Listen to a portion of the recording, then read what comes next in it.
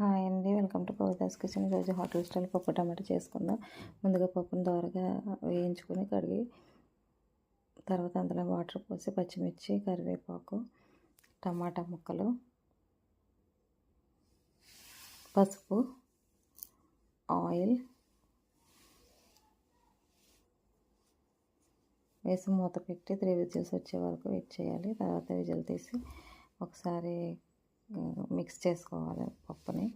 తర్వాత వేరే ప్యాన్లో ఆయిల్ వేసుకుని దానిలో జావాలు, జీలకర్ర,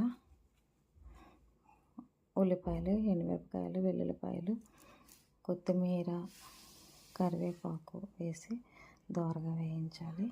తర్వాత దీనిలో కుక్కర్లో ఉన్న పప్పుని దీనిలో వేసుకోవాలి. రుచికి సరిపడా సాల్ట్ వేసుకోవాలి. తర్వాత దీనిలో చింతపండు పులుపు వేసుకోవాలి. దీనిలో మెయిన్ ఇంగ్రీడియంట్ జీలకర్ర, ధనియాల పౌడర్ అండి. అది దోరగా వేయించి ఇందులో వేసుకోవాలి. లాస్ట్లో నెయ్యి వేసుకొని వేడివేడి అన్నంలో సర్వ్ చేసుకోవాలి.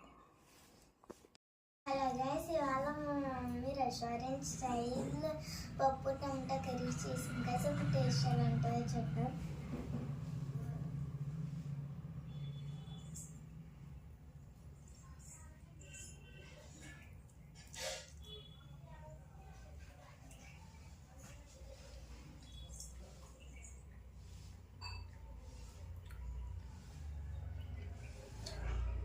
టేస్ట్ అయితే బాగుంటుంది. మీరు కూడా ట్రై చేయొచ్చు.